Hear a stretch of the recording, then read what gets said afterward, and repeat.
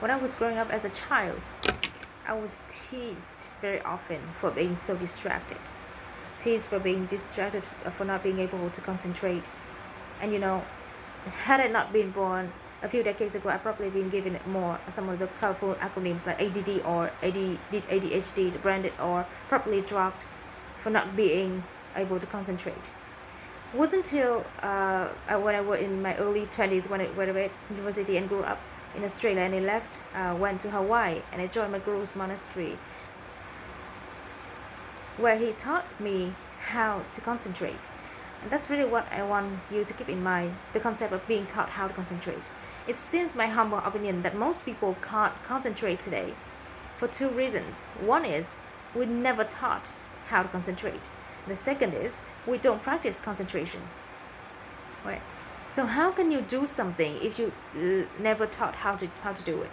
And how can you be good at something if you don't practice it? Let's take a little survey here. How many of you here in the audience, growing up in school, were formally taught how to concentrate? Can you show what hand? Like formal training in concentration. In school, like classes every week. Okay, one person and two people in this entire audience, right? So here's the questions for you. How many of you in this room here, growing up, were told to concentrate? Isn't that amazing? People tell us to concentrate, but they don't tell us how to. And I got told to concentrate all the time. Dandapani, concentrate on eating your food. Dandapani, concentrate on doing your homework. Anybody want to show me how to do it? How many of you here have children? Okay, how many of you tell children to concentrate? Do you show them how to?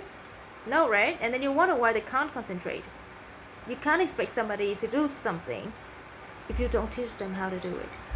And then if you want to be good at it, they have to practice it, right? So if I want to play for the Chicago Bulls or dance for the San Francisco Ballet Company, I ask the people this question all the time in my TED Talks. How many hours a day should I practice?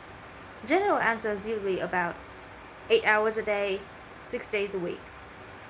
And they ask them, so after 6 months, can I play for the Bulls? The answer is usually no. After a year, no. But I'll be better at basketball, right? I'll be better at ballet dancer. So imagine if you practice distraction 8 hours a day, 6 days a week. What would you be good at after 6 months? Distraction. After a year, you'll be really good at distraction. After a year and a half, you'll be an expert at distraction. You write the New York Times bestseller on distraction. TEDx would invite you to come and give a keynote on distraction. You get on stage, you'll be so distracted and you forget what you're supposed to talk about. Right? That's how good you are. Right? But the truth is, we don't practice distraction 8 hours a day, 6 days a week. The truth is, we probably practice more like 16 hours a day, 7 days a week. Average person sleeps for about 7 to 8 hours, to say roughly. So we're about a week of about 16 hours a day. Let's just say on average, we're practicing it 13 hours a day, 7 days a week, distraction. And then you wonder why you're so good at it. That's the law of practice. The law of practice is that we become good at whatever it is we practice. Whether it's positive or negative, it doesn't matter. If you practice something over and over and over again, you become really good at. And that's why people are so distraction, because they practice it. Why aren't people can't? And they never practice it. They don't need to be drugged. They just need to be taught how to do it. Children don't need to be drugged. They just need to be taught how to concentrate, and then they need to practice it. Just like anything else. Become a good tennis player, become a good dancer, performer, anything. Practice, practice, practice. And then people say things like technology are great distractors, right? Smartphones. Oh, I have this thing so distracting, my smartphone. The internet. Are they distractors? I like to say no first and then yes, but mostly no. Why? Let me tell you a story. So when I left Australia after university, I went to Hawaii to be a monk. It was very traditional monastery. So when you join the monastery, that like the one I did, you really have to give everything up.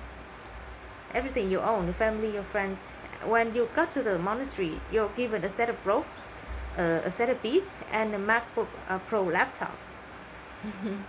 Yes, I did say a Mac. So every monk got a Mac, and when iPhone came out, we had iPhone as well.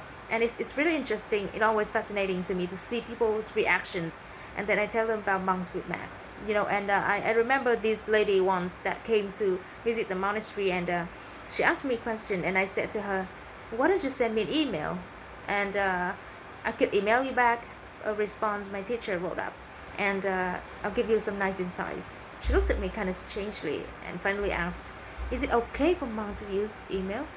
I said, "Of course it's okay for monks to use email, as long as there's no attachment."